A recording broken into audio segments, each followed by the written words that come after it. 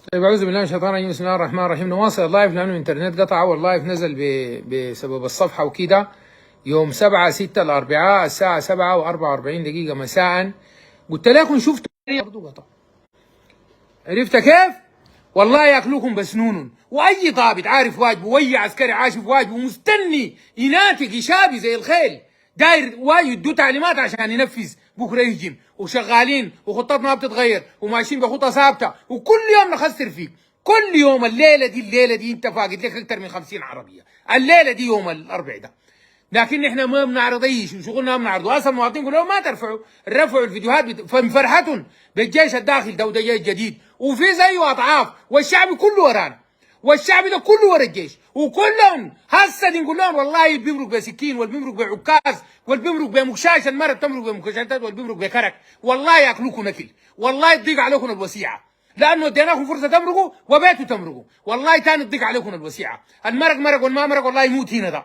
حق الناس اللي اكلتوه، والعروض اللي انتهكتوها، والبيوت اللي انتهكتوها، والله تمرقوا منا اكراكم فوق رقبتكم، والناس بدوا يرجعوا لبيوتهم، المرقوا، الشباب كلهم راجع هسه، راجع خرطوم، واي زول حيجي في بيته، واي زول حيجي في حقه، واي زول حيتموت بنفسه، والله ان شاء الله شفتها مفراكه ما نخليكم، والله يدقوكم دق العيش، وتشوفوا الكلام ده هسه وشايفينه، وانتهت والله غزل كراعك فوق رقبتك انتهت. يعني شو خشوا اليرموك؟ ما اسرائيل ضربت اليرموك، غير زادت وكبرت عملت شنو؟ انت غير خراب عندك شنو؟ انت ما حركت البحوث الاستشارات، انت ما كسرت الجامعات، انت ما خشيت مع المعمل القومي اللي اسمه ستاك، انت ما عطلت بنك الدم، انت ما دخلت المستشفيات، انت ما كنت جوا القياده العامه ماسك 3 ابراج، حركت برج البريه، مسكت البحريه، مسكت الجويه، خشيت بيت القائد العام وبيت الضيافه، عملت شنو وينين هسه؟ غلبك تقعد فيه ليه؟ يعني شو كان قعدت في حته؟ ما تقعد، انت ما كنت في القصر الجمهوري، غلبك تقعد ليه؟ ما كان تزعم منه بيان، انت ما قلت انا قاعد في الاذاعه، ما قاعد فيها لك 6 اسابيع، ما تشغل التلفزيون ده، قول اذاعه الدعم السريع، التلفزيون الدعم السريع ما قاعد فيها. يعني شو انت قاعد في حته؟ والله نمرقك في اي حته، ما انتوا خدنا قياده الدفاع الجوي وخشينا، عملت فيها شنو قياده الدفاع الجوي؟ وناس عملت لك شنو؟ انت ما حتحقق اي نصر على القوات المسلحه باذن الله، لانك خاين، والله لا يحب الخاينين، والله لا يوجد خاينين، انت بتحرق وتخرب وتدمر المنشات العامه والخاصه للمواطنين، نهبت اموالهم وعرباتهم ومرتبيها، وده مكر سيء، وخنت عهدك وخنت قسمك ومكرت وتمردت وبقيت من الخوارج، ولا يحيق المكر السيء الا باهله. وبشرك بعذاب الله، والله يبشرهم بعذاب الله المتمردين، لأن الله قال إن الله يدافع عن الذين آمنوا. أي بيت دخلت غصبا عن أهله لم تستأذن فيه، دخلت هتكت أعراض الناس، نهبت أموالهم، الله شايف إن الله لا يملي للظالم حتى إذا أخذه لم يفلته. والله الله يبرد بطونهم فيكم، والله بحليفته الله يبرد بطونهم فيكم، لأنه مكرتوا بالناس. إن الله يدافع عن الذين آمنوا، قال ديمقراطية وقال كلام فارغ، بلا ديمقراطية بلا سجن معاك، دي المدنية اللي وعد بها الناس، الناس عرفت، وأي زول بيظلم بيقول في الكلام ده والله المواطنين ما يخلوه، والله تنتهي المعركة دي، والله يطاردون بيت بيت، أي زول يشتغل مع الدعامة، أي زول بقى مرشد، أي زول تاجر وباع مع الدعامة، شنو شاحنين تاتشرات وشاحنين اسمه منو ده جامبوهات، خاتين زخاير وتحت وقش فوق وناي وقصب ودايرين تحرقوها للدعامه. والله المواطنين عرفوكم بالاسم، واي مبلغات في اي حي المواطنين عرفوا وما بخلوا وحسابه بيجي، والله بيدافع عن الذين امنوا، وكان حقا علينا نصر المؤمنين، ولن نجعل الكافرين المؤمنين سبيلا. والله ده الخوارج صدق فيهم قول الرسول صلى الله عليه وسلم، صدق، يقولون بقول خير البريه يخرجون من السهم كما يخرجون من الدين كما يخرج السهم من الرميه، احداث اسنان، سفهاء الاحلام، 13 14 سنه واحد مصير قاعد في بيته، انا جوا مكتب برهان. انت برهان تلقاه وين انت؟ انت القياده ما قعدت فيها ب 600 عربيه و2000 مقاتل في موجات قعدت فيها، غلبك تقعد ليه؟ ما كم شيء بتقعد؟ ما هذيك القياده اصلا. والله ربنا يخزيكم خزي في التاريخ ما شهدوا، والشعب السوداني ان شاء الله بايمانه. يا اخي الذخيره شغال، الفيديو شغال، التنوكه اللي اتحرقت دي، والمآذن تقرا في رفعت الاذان، والناس صلوا العشاء في الخلفيه بتاعت الجزيره لايف باس الحريق بتاعت التنوكه، في 6 ولا 8 تانكر اتحرقت، والاذانات شغاله، والناس في الجوامع، والذخيره شغاله. قال الله يخزيهم ويصدقك انت يا جبان، يا ما عندك عهد يا خاين. الجوامع دي بتغنط لمنه؟ المساجد اللي في كل السودان ده بتغنط ضد منه؟ ده كلهم راجل صالح واحد فيهم ربع يجبر خاطره ما في. الان الناس في الحرم من العمره لليله وللحج وليوم الدنيا، الأمة الإسلامية كلها بتسجد للشعب السوداني تدعو الله، ديل الله ما بيستجيبون؟ انت هيستجيبوا لك شنو انت؟ والله العالم يشوف عبرة فيك ليوم الدين تاني ما يسمعوا بها. وتكون هنا ده مقبرتكم، لانه قلنا لكم سلموا وابيتوا تسلموا. ارفعوا المرقوا واهواء ابراهيم رحمه وغيره نصحوكم قال لكم امرقوا عشان ما تكملوا، ابيتوا تمرقوا. والله تكملوا هنا ده، والله تكملوا. المرق مرق والمرق والما مرق والله يموت هنا ده. والله الهدوم اللي بيستين ديل تقلع انه تمشي عريان ما تلقى زول بيكسيك ثاني. واي مواطن يلقاه في الشارع والله ياكلك اكل.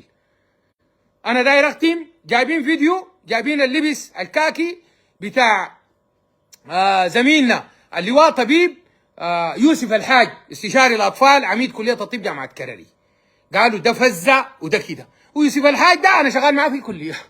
يوسف الحاج اخذ اجازته السنويه ومشى عمره قبل يومين يمكن من الحكايه دي، بالضبط قبل يومين، يوم الخميس كان يستاذن من قائد الخدمات الطبيه واخذ اجازته السنويه ومشى العمره. ضرب لي قبل 12 يوم في تلفوني قال لي يا دكتور الناس ديل دخلوا بيتي وفي 3 عربات ذكرين باسمي انا ما هذكرن، ودخلوا كسروا البيت وده كسروا الخزن وكسروا الدواليب وشالوا ذهب وشالوا عمله صعبه ريال وكده. اولاده طبعا مغتربين هناك. تيجي تقول لي فزه دي رجالتكم، انت ما تجيب لي ليه في الميدان هنا ده؟ والله ما تقبضونا، والله شفتها تقبضوا يموت معاك. نحن يا شهيد يا منتصرين، اصلا ما عندنا اي حاجه ثانيه. هل تربصون بنا الا النصر والشعب؟ نحن بس كده ده.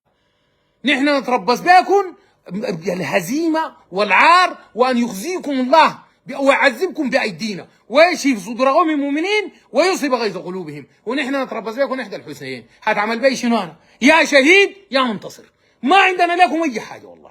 والله تاني ما عندنا لكم اي حاجه. وابشر الشعب السوداني وان شاء الله ان شاء الله ربنا يصدقنا وعده، وربنا ما نصدق من الله قيلا وما نصدق من الله حديثا، وظننا في الله لن يتزعزع مهما كان. مهما يحتل امشي خش اي حته دار تخش اقعد فيها. كان قعدت في القياده، كان قعدت في القصر اللي بتقول فيه ده، حركت المتاحف، حركت المراكز بتاعت البحوث، حركت الجامعات، المستشفيات، عملت اي شيء. انت غير خراب عملت شنو؟ ده تاريخك وبتوثقوا انت وبترفعوا. ما محتاجين ملف نرفعه لبتاع جنيفا ده بتاع هو الانسان الختم راغب ده. من صفحاتكم حندينكم، من صفحاتكم ومن لايفاتكم الدارين تصلحوا بها وجهكم ده تدينوا انفسكم. وما بيتصلح لانه انتوا فقدتوا كنترول، ولا في قياده ولا في سجن ولا في رماد. كل ناس بناسهم بيروحهم بس وبيرفعوا قايلين روحهم دايرين يقولوا ده مصر. انت بتدين في نفسك. اي لايف هتفتحوا هتدين فيه نفسك. رفعتوا لايفات لروحكم من داخل بيوت الناس، من صالونات الناس، من غرف نوم الناس. رفعتوا لايفات من المتاحف، من الجامعات، من المكتبات. رفعتوا لايفات من المدارس. بالدين والله ما نبذل اي مجهود. والعالم يجب ان يعرف، والجيران والمنظمات كلها، كان اتحاد افريقيا ولا جامعه عربيه ولا متحده، يعرفوا انه ده ارهاب. لازم يقول الكلمه دي. ده الارهاب. ما بنقبل ثاني اي دبل ستاندرز، ما بنقبل غيار مقياس بمعيارين، لا. دي جرائم ضد الانسانيه وده ارهاب. ده التعريف حقها كده ده التعريف حقها. رافعينه نخليك من الوثائق نحن. ونحن بعد ده دي نقطة فصل حتى يتبين يوم يحيى من حي على بينه ويموت من مات على بينه، ويميز الله الخبيث من الطيب، ونعرف المؤمن الحق من المنافق ومن الكافر. ما في والله تاني اي كلام. وان شاء الله نحيا على لا اله الا الله دي، ونعذبكم بها ونكسركم بها ونعيش عليها ونموت عليها. راية لا اله الا الله وكلمة الله والله ما تنزل الواطة كله الا على اجسادنا ان شاء الله. انا سهرت بالناس اقول لكم تصبحوا على خير وبشركم. الشغل قلنا لكم اشتغلوا. حصل استنفار والدولة قالت اللي عنده سلاح يحمي نفسه ساعدونا. احرسوا بيوتكم، احموا نفسكم، احموا شوارعكم. اي اثنين متطرفين جايين بموتر اغنج بهم طوالي. اي زول دخل عليك البيت عندك موت معاه. نحن بنشتغل الشغل الثاني وشغالين ومطمئنين له وماشي لقدام، اصلا ما ماشي لورا. ولا يوم واحد ما حصلت لنا خساره. كل يوم قاعدين نخسر فيهم، كل يوم قاعدين نخسر فيهم. قتلاهم، جرحاهم، اسراهم، بس هنا ما بنتعامل معهم بنفس الاسلوب يعني عشان نقعد كل مره نصور الكلام ده. نحن في النهايه بشر، لا بنمثل ولا عندنا غبينه كده شخصيه دي، لا، ده تنفيذ لامر الله. احنا شغالين بننفذ لامر الله وبنعاين لله. لما نعصي الله، الله ما بخلينا بدينا قرصه. فحسبنا الله ونعم الوكيل، ده شغلكم. تمسكوا لنا في حسبنا الله ونعم الوكيل، ما يبقى اي زول يصور رجم حاجه السودان كله يهبط، الناس معنوياتهم تنزل. شنو ما كان في القياده العامه؟ عمل شنو؟ وين واسع من القياده العامه؟ الناس عليها بحسبنا الله ونعم الوكيل، والناس تستمر في دعم جيشها وتقيف وراء. والله زخاريت النساء ما تقع واطه، وتكبيرات الرجال والحفاوه اللي بيلقاها الجسم علم ما يخش حي، ما بتقع واطه. وان شاء الله ربنا بغير عينكم. حسبنا الله ونعم الوكيل، ولا حول ولا قوه الا بالله العلي العظيم، ولا ملجا ولا منجا من الله الا اليه. نعرف الكلام ده، وما بننتصر بقوتنا ولا بننتصر بقدرتنا، نحن عملنا السبب، وده قوه اللي عديناه، وده جهدنا، ونسال الله انه يتقبل مننا. والمجتهد كان صاب عنده اجرين وان اخطا عنده اجر، ده جهدنا. انتوا اعملوا اللي عليكم، خليكم جاهزين، اللي بيقدر فعلا يقاتل يسلم نفسه، وان شاء الله الناس بيخطوه في الوظيفه المناسبه. والناس في الولايات زي ما قال اخونا دكتور نبيل الناطق الرسمي، سلموا باعداد كبيره، والجيش عارف كيف يقسمهم وينظمهم ويسلحهم ويدربهم، لان الموضوع ده داير تدريب، وعارف نحن حندخلهم المعركه، وان شاء الله ما نحتاج لهم كله، وما حنحتاج لهم. وبشريات، والله بشريات، والله النصر حصل لما تلقى زول كان عنده 2500 عربيه، كان الارتكاز بيكون فيه 40 و50 عربيه الارتكاز، ولابسين يونيفورم وقاشرين ولبس موحد وعلامات. يجي داخل ليك يقول لك انا استلمت اليرموك بتريننج سوت، بفانيلا، ببنطلون، بموتر. ده شنو؟